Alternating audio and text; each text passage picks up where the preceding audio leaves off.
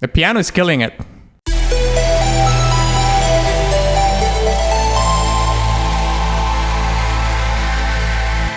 Greetings, Wanderer. This is Atlas here, and welcome to The Void.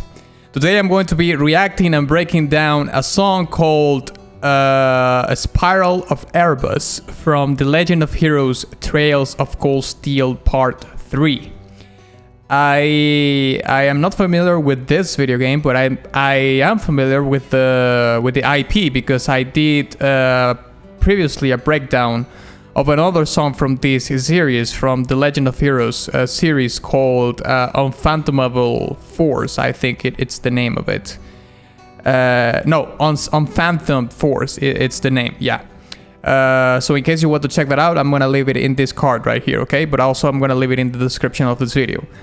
So I'm fairly familiar, at least a little bit, with the series. I think Erebos, isn't Erebos like a mythological creature or something like that from Greek mythology, or is it a demon from the underworld? I can't remember. Or maybe I'm thinking of Cerberus, right? Cerberus is the one. Cerberus is the mythological creature from the underworld, the guardian of the underworld. I think it is. But Erebos, it's probably a demon. I'm almost 90% there, sure that it is related to that. But anyways, I am looking forward to it. This is one of the coffee personal requests for this month, and it's by Unleashed SM. And the comment says, hello, please do a breakdown of The Legend of Heroes Trails of Cold Steel 3, Spiral of Erebos. So thank you very much, Unleashed, for your request, and of course your incredible continuous support. Also, in case you didn't know, I have a limited monthly offer of 4 spots for personal requests that I do on my coffee store, which are basically a guarantee reaction / breakdown of a song of your choosing, either from an anime or a video game, during the month that you requested. However, they are sold out for this month. But I opened 4 new spots, the first of each month at 1 p.m. EST. And you can visit the coffee store. The link is going to be in the description of this video. Lastly, I would like to invite you to listen to my newest song, which is a BERSERK inspired song called Conceived in Blood. And actually it's the song that you've been listening in the background of the intro of this video. But if you would like to listen to the whole song, I'm gonna leave it in this card right here. But also I'm gonna leave it in the description of this video, okay? And with that out of the way, onward. Okay. Spiral of Erebos from The Legend of Heroes Trail of Cold Steel Part 3.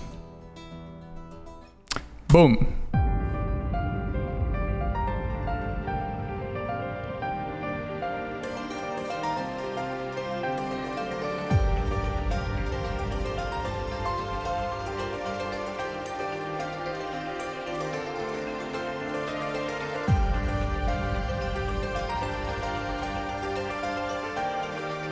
I already love the melody in the piano. Really cool.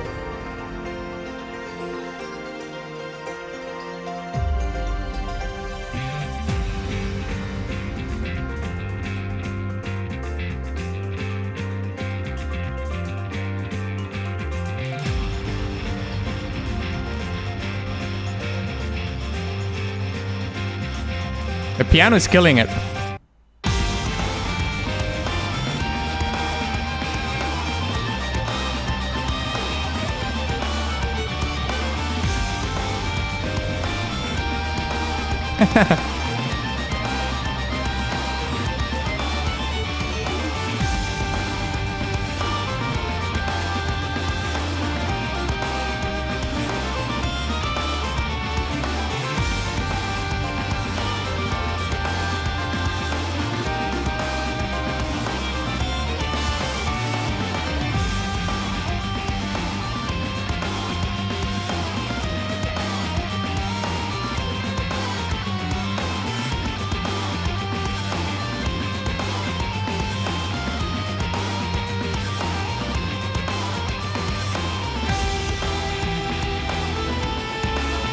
Wow.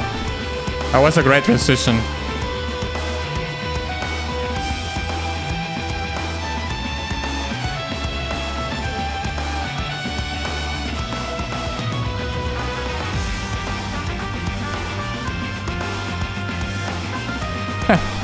We have a brass section too.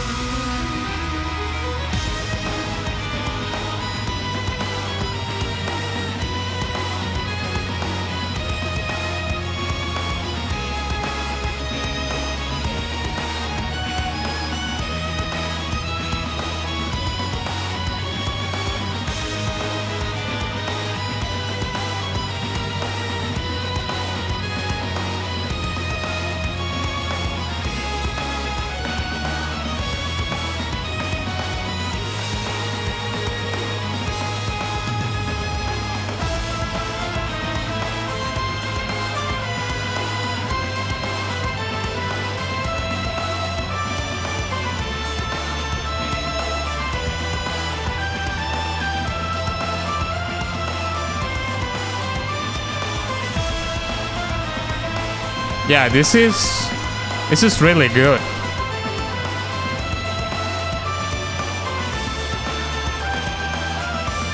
And the groove in the drums is really good.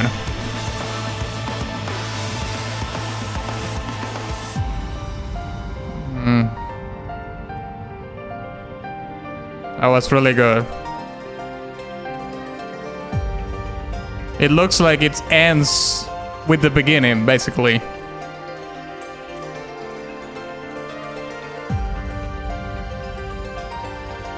Kind of an Erebos effect.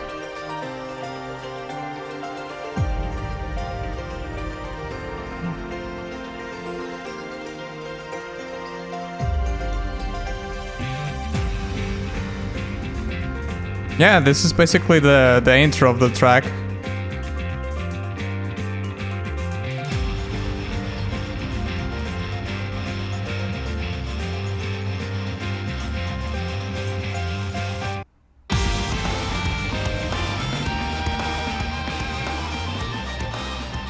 Oh, there we have it.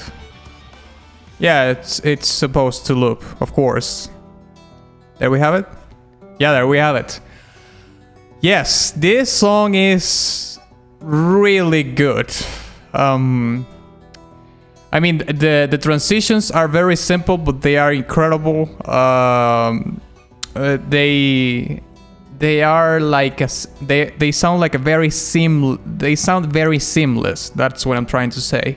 But anyways, we're going to be talking more in depth about those things in the breakdown. So let's break it down.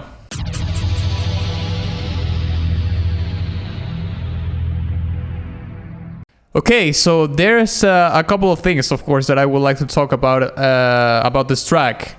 And I would like to start first and mostly about the dynamic in the sense of the structure of how you know the energy and the tension of the song works, because I find it very interesting, you know, that when we hear the intro.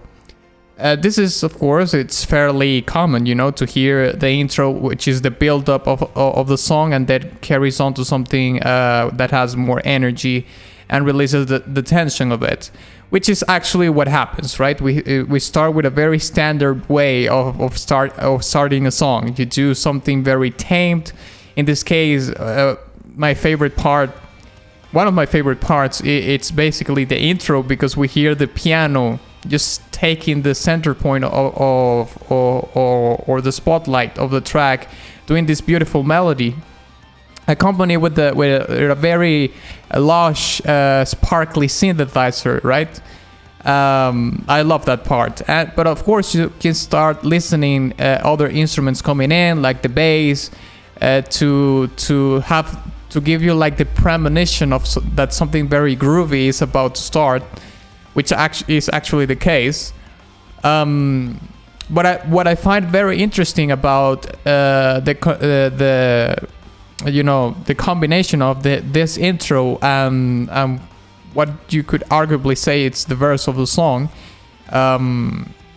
it's that we go to, after the intro build-up, we go straight to the maximum energy, or the apex energy part that there is in the whole song. Like, we go straight there in the first, I don't know, 20 seconds of the song or something, which I find very, very interesting, because most of the time you would hear the apex energy of the track, the part where the track has the most energy before the outro of a song or something like that. Okay, in other very scarce occasions where you would hear it at the end, but not necessarily for video game tracks, because they have like a different dynamic compositional wise. But I do like that kind of a structure, where you have the build up at the intro, and then it just goes straight to the apex of the energy of the song, of the whole track. We can hear that again, of course, repeated afterwards, but for me, at least, I find it very interesting that the composer decided to use the peak energy part of the song in the first 10-20 seconds of the song, right? Another thing that I would like to talk about briefly, which creates, it's almost like a detail that you could disregard in the song, but trust me, it is an incredibly powerful detail or arrangement that there is in the song. And I've talked about this resource, let's say, that composers have, and it's the silences, right? I've talked about silences before in other breakdowns, but I'm gonna do this again here because it's important for me to talk about it, because it creates a very important thing in the song. So I think we hear, if my memory doesn't fail me, like 2 silences in the track, which are silences that are very meticulously placed before the highest peak apex parts of the track explode or come in, right? So what's the effect or the purpose of the silence? Well, they are actually amplifying the amount of the perceived energy that you hear, because the energy, let's put it this way, the energy is still going to be the same. Okay, it's the apex or the maximum energy that you're going to hear in the song, it's going to be the same. But what the silence does, it's like a trick, a mind trick, a Jedi mind trick, let's say, which says you're going to perceive this in a higher energy than it really is. So what the silence creates is a vacuum, of course, because nothing is really sounding in the silence. But it creates the expectation and relieves you from anything that from anything that you have to pay attention to, and therefore, since you have that expectation, which is incredibly short. If you hear the silence, it's incredibly short, but it's very effective. And then the song explodes and go to its maximum energy part. It maximizes the effect of it on the listener. So I think that the silences in this particular track are used very, very well in that case, because it certainly creates that effect on the listener, that you will hear it would increase. It's like a buff, let's say, to put it in gamer terms, you know, to the to the actual part, maximum energy part of a track. And of course, this maximum energy part then releases that tension that is built from the build-up in the intro and so on and so forth, okay? Now I would like to talk about the leitmotif of the track. I absolutely liked. It was beautiful, it was incredible, okay? I think I'd mentioned previously that I'm not, like, in an orchestra, strings are not like my favorite part of an orchestra. They can be very incredible, but for me, my favorite instruments or let's say sections in an orchestra are the brass section and the woodwind section. And you can add the piano, although it's not a section per se. It certainly is part of an orchestra. So, however, the leitmotif in this track is so well done and it's so beautiful that, and the fact that the composer decided to not only play it on the strings but also mix and intertwine it with other instruments, I think is what gave the leitmotif the, I'm gonna say it like this, it gave the leitmotif the beauty and the gorgeousness that leitmotif deserves, because honestly it's super beautiful. And the fact that the composer decided to not only play it on the string section, but then he added layers of other instruments to reinforce or support the leitmotif even further, to take it to another level. Like for example, the piano. The piano is an instrument that has a lot of attack, relatively relative decay. Depends on what kind of piano you're playing, or how do you mix it in the song, and when you have this kind of wall of sound songs, it's very, very hard to notice that how much the piano decays. But anyways, that's beside the point, because I don't think that the decay of the piano, in the decay of a note in the piano, actually plays a quintessential role in what the song is. And then he decided to add the layer of the brass, or I should say,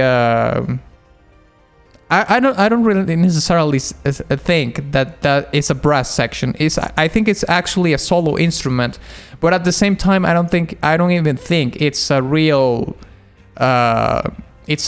instrument. It sounds very synthetic, so it might be like a patch, a synthesizer patch that is trying to emulate a brass instrument. I don't know. I can't exactly tell which one would be. Could be a trumpet or whatever, but I really enjoyed that he did that. Like just the leitmotif, the composition of it is extremely beautiful.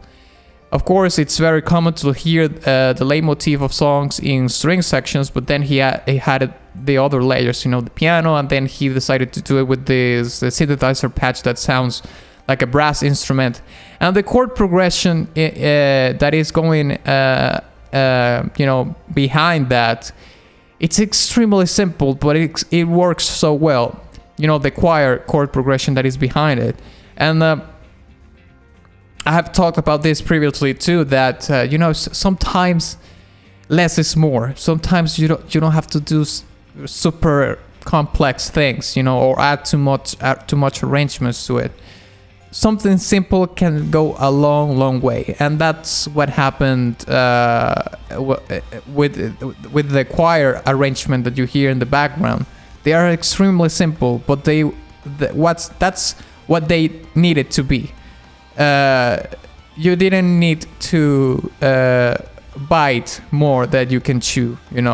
It worked really well in that part. Now, finally, I would like to talk about the drums, okay? Because boy, the drums are super dry, especially the snare. And this doesn't mean that it's bad. It actually it's a really interesting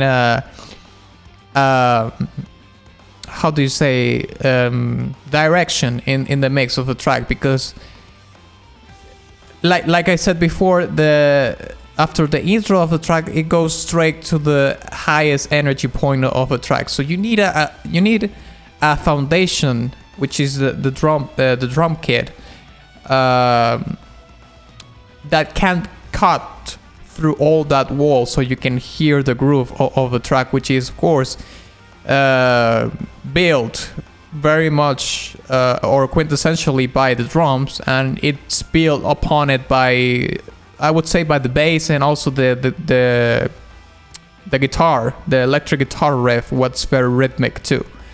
So those two were building upon the groove of the drums, but you needed the drum to cut through all the wall of sound. So I think it was a very wise decision to make the drums dry, especially the snare in this case, because it's cutting through the song like it's a hot knife through butter, and also gives it this kind of plasticity or synthetic nature to it, that it's very complementary to not only the other synthetic elements that we hear, like this kind of brass patch that we hear in the leitmotif, but also in the intro of the song we can hear the piano along with this other very sparkly synthesizer patch. Although it could very well be like a sub layer of the piano or something like that, But anyways, along with that, you also have these sub-bass samples that are making accents in certain part of the songs, especially at the beginning of certain beats in the song.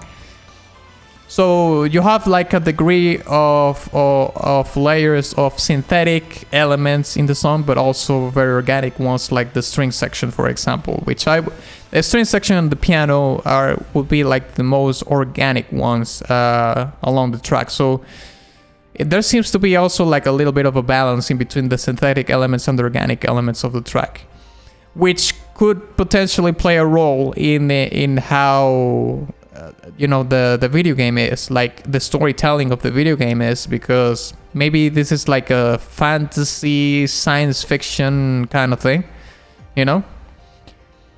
So if the video game has those two genres mixed up somehow, then the song translates that very well, because you have the organic elements and the synthetic elements, and the organic elements would translate a little bit better the fantasy kind of elements of the video game, and the synthetic elements, of course, will translate a little bit better the sci-fi, science fiction parts of a song, if that's the case, of course. So yeah, I think I'm gonna give this track a golden badge. I really, really enjoyed it. Favorite part, certainly the piano arrangement was incredible. The use of the silences, amazing, and the leitmotif was so good. Okay, so yeah, gonna be a golden badge from me.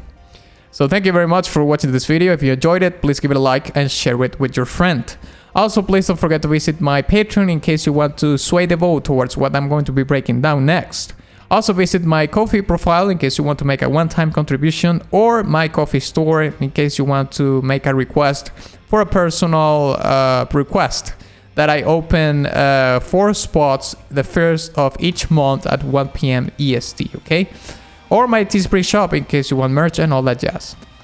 And of course, ex nihilo nihil fit.